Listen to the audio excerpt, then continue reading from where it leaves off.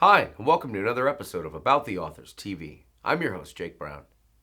People magazine has celebrated Mitch Albom as a renowned author that USA Today crowned one of the country's most popular, thanks in part to a book that the Today Show reported changed his own life, as well as the lives of millions of readers, when Tuesdays with Morrie, an old man, a young man, and life's greatest lesson first hit bookstore shelves. With the Los Angeles Times praising it as a wonderful book, a story of heart, told by a writer with soul, and with a Cinderella success story that National Public Radio recounted involving readers spreading the news by word of mouth. Then Albom made an appearance on Oprah.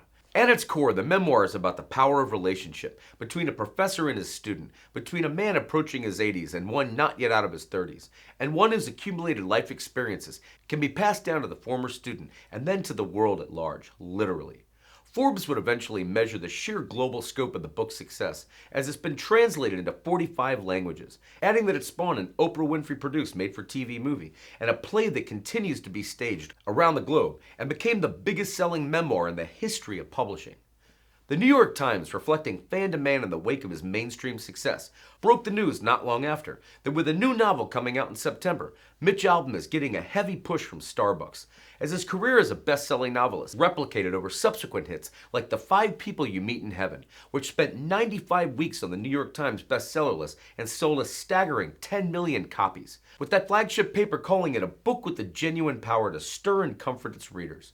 Whereafter it was adapted into a made-for-TV movie on ABC, starring Jon Voight, Ellen Bernstein, and Jeff Daniels. While the Washington Post wrote of the first phone call from heaven that I'm sure thousands of copies of this inspirational book will be opened under the Christmas tree this year by Aunt Mildred and Uncle Bob. It's the perfect present, as pure in heart as motherhood and highway safety. Albom's catalog is woven throughout fiction and nonfiction over the past 4 decades, throughout popular titles like For One More Day, Have a Little Faith, A True Story, The Timekeeper, The Magic Strings of Frankie Presto, The Next Person You Meet in Heaven, Finding Chica, a Little Girl, An Earthquake in the Making of a Family, Human Touch, A Story in Real Time, Live Album Volume 1 through 4, the best of Detroit Free Press sports columnist Mitch Albom, Fab 5, Basketball, Trash Talk, and the American Dream, and more recently The Stranger in the Lifeboat and The Little Liar, which Publishers Weekly has promised readers is nothing short of riveting. And he joins us today to talk about it all. Mitch, welcome to the program. Before you became one yourself on the page, were you a natural storyteller as a kid? I was, and I also admired the storytellers. I always say I became a writer not when I learned how to write, but when I sat at the Thanksgiving table and would listen to my older relatives tell stories. And I could always tell the ones who were good from the ones who were bad, because my aunts would always get lost in the details. Was it 1945? No, 1946. No, wait, it was 45. When was Joey born? And yeah, everyone would say, stop, you're boring us. And then my uncles would tell their war stories, like, there I was, going over the hill, and the bombs were dropping. And I said, now that's how you tell a story. And so even early on, I kind of absorbed that. And I think ultimately that's what made me whatever talent I have. It came from those tables. Now, you have what we like to call on the show an impressive academic track. First, when you were attending Brandeis University, and later earning your master's in journalism from Columbia. And you struck up an extraordinarily special relationship at Brandeis with your sociology professor, Morrie Schwartz, who you very touchingly co-wrote a still-beloved book with, Tuesdays with Morrie. After Forbes depicted a scene you experienced of inspiration, where they invite us to imagine you're channel surfing when you suddenly recognize a familiar face on TV. It's your favorite professor from college, someone you haven't seen for many years. He's sharing the news that he's dying. That's exactly what happened one March night to Detroit sports writer Mitch Albom. He was flipping around when he saw his mentor at Brandeis, Morrie Schwartz, telling Ted Koppel in Nightline that he was dying of ALS, Lou Gehrig's disease. From that moment on, Albom's life would never be the same. Please reflect for a moment on the heart of writing this story, if you would, and some of the feedback you've gotten from fans over the years. About why it struck such a permanent and deeply resonant chord with so many. I went through 2 phases with Morrie Schwartz. One was when I was a student, and back then what he meant to me was he was the first adult who treated me like an adult, because your parents are always going to treat you like a kid, and so are your relatives. But at college, here was a man who actually respected my ideas and asked me what I wanted to do with my life and took me seriously. And so, I kind of fell in love with that and became sort of, he was my mentor and kind of an uncle to me. 16 years later, when he was dying from Lou Gehrig's disease, he was something else. He was the stop sign to a life that I was headed on, which was just about money and ambition and career and work. And he was dying, and he was able to say to me, nothing that you're doing now, when you get to where I am, and you will get to where I am, is going to be satisfying to you. You need to redirect your life. And he had a profound influence on my taking a, sharp right turn in my priorities. And I will never be able to repay him for that, and will always be grateful, forever grateful for the time I spent with him. I wasn't trying to write a book.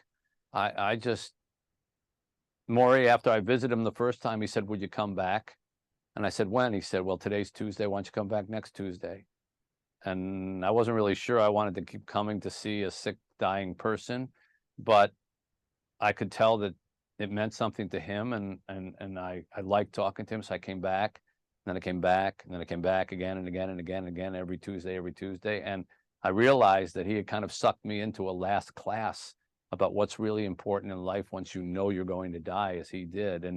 And I think that to have somebody who cares about you like that, who's willing to take one day a week when they're dying for a wayward student, when you're loved like that by somebody, you feel compelled to return the love and the gratitude. And so it was a magical time, but it wasn't supposed to be a book. And ironically, the way I returned the love to him was towards the end of our visits. He told me that he was broke and didn't have money to pay his medical bills, and he was going to die twice, once when he died and once when his wife and kids had to sell the house and everything in order to pay off these enormous bills from his dying over several years.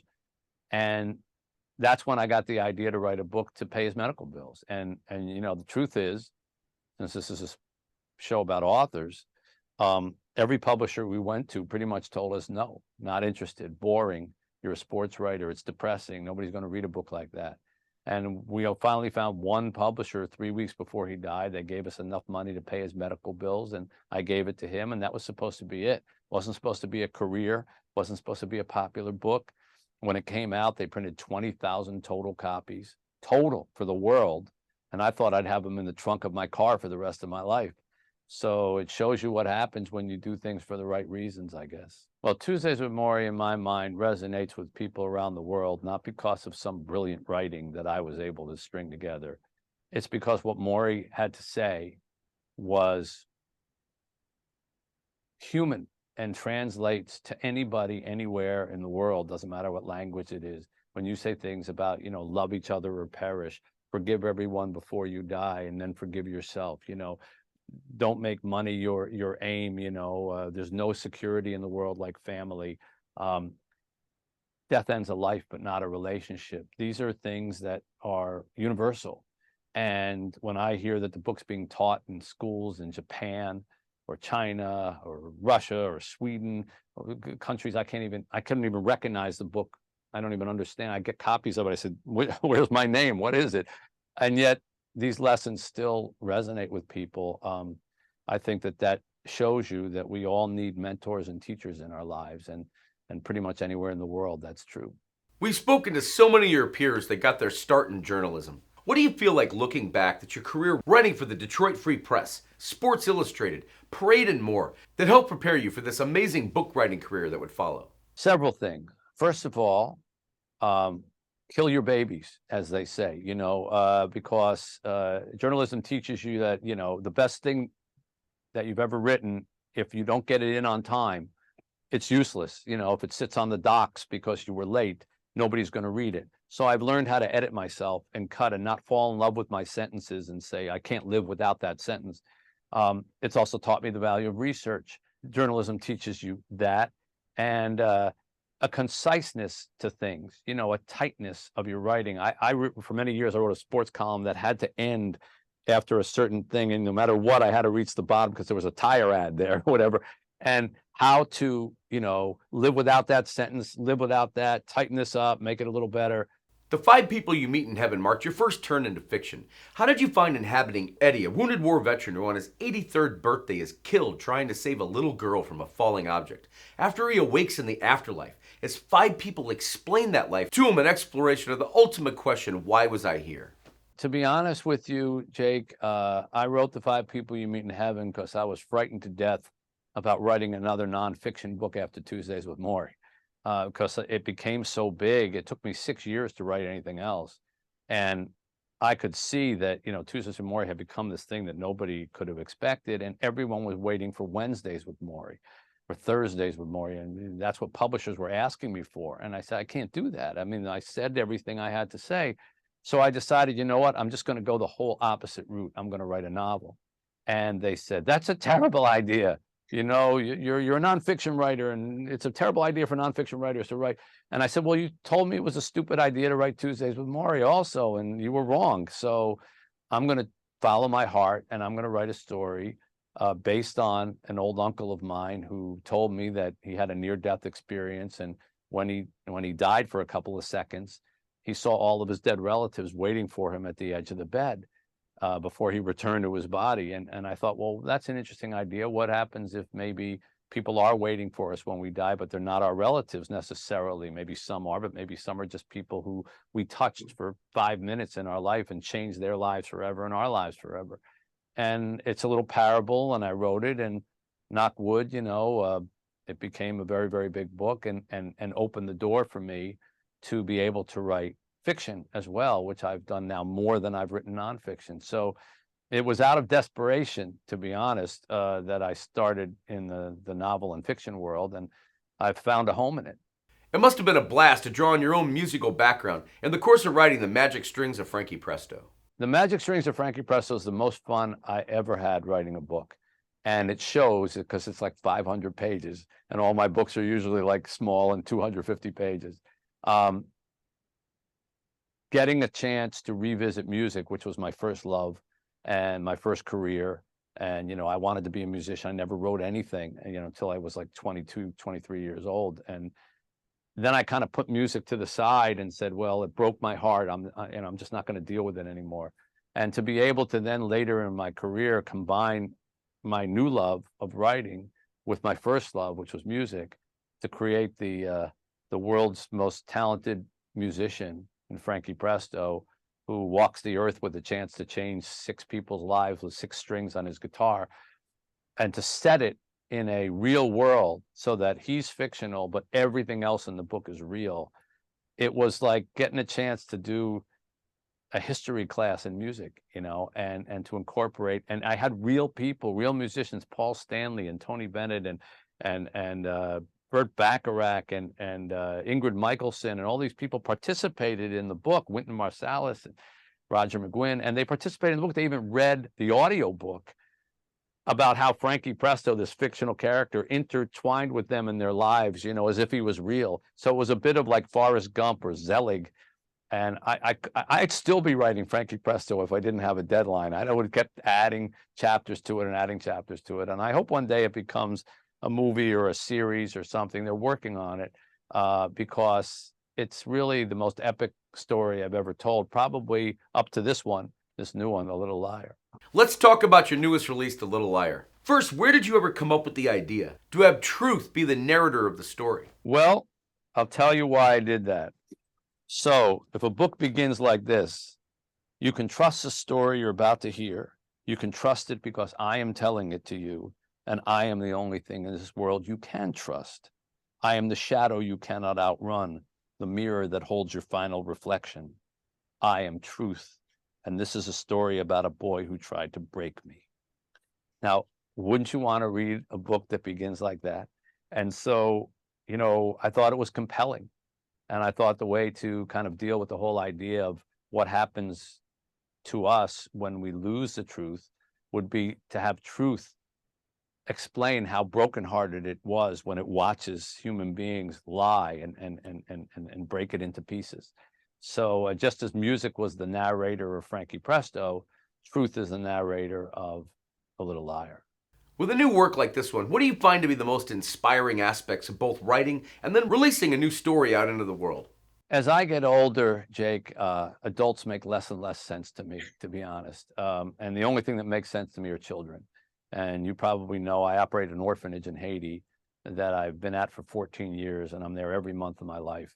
And those kids are my life. And Chica was one of those kids. We brought her into the orphanage when she was 2, but we brought her to America when she was 5 because she had a brain tumor. And she only lived 2 years. So all of our time was with a ticking clock on it. But in some ways, that makes it more precious. And every moment that we spent with her was such a gift. And in Finding Chica, I wrote at the end, we didn't lose a child, we were given one. And ironically, last year, a little girl was brought to our orphanage whose name is Nadi, who weighed 6 pounds when she was 6 months old because she'd had nothing to eat but sugar water. And she couldn't move, she couldn't open her eyes, she couldn't make a sound. And we didn't know if she would live. And so we got a fast visa, we raced her to America, and we started her on this nutrition program, hoping and praying that the development of her brain wouldn't have been affected by those 6 months. And I'm happy to say that it's now a year and a half later, and she's stayed with us the whole time, and she's remarkable. And she is bright and bubbly. And when I just left her yesterday, she was singing Somewhere Over the Rainbow, and she's not even 2 years old. So to watch that miracle, that comeback, it's so inspirational to me. And kids are my heart. And I'd be perfectly happy for the rest of my life I just spent with people under 10. I've been blessed to have a lot of great experience with it. I've learned so much from children. And when I decided to write The Little Liar, I wanted to show what happens when children are victims of lies and how it affects them for the rest of their lives. So I decided to make this book, even though it's a Holocaust story. It's not a typical Holocaust book. It doesn't begin in a concentration camp and end in liberation. It begins long before the war, and it follows after the war for 40 years. And its central character is an 11-year-old boy, like our kids in Haiti, who he lives in Greece. He's never told a lie in his life. He's the most honest boy in his village. And when the Nazis invade, they find out about him and they decide to use him as a weapon. So they tell him, they kidnap him from his family, and they say, you can go back to your family soon, but all you have to do is a favor for us. Stand on the train tracks and tell the people who are getting in these trains that they're going to new jobs and new homes and everything's going to be good, and they'll trust you because you're honest. And so he does this because he's a trusting kid, thinking he's telling the truth. And only on the last day, on the final train, does he see his own family being shoved inside a boxcar, and finds out that they're all being sent to concentration camps. And the fact that he was forced to tell this lie haunts him so much that he physically loses the ability to tell the truth ever again. And like everything that comes out of his mouth is a lie, even little things. And it follows him over 40 years as he tries to be forgiven for what he thinks he did. And his family and a little girl who loved him, as they get older, trying to find him because he turns into a pathological liar. He changes his name. He can't be found anywhere. They try to find him to forgive him for what happened. And it's an epic story over a lot of years, but it deals with, I think, some very, very important themes. In closing, after 40 million books in and counting, any tips you could give out here on the art of writing that you could illustrate for us here before we run would be greatly appreciated.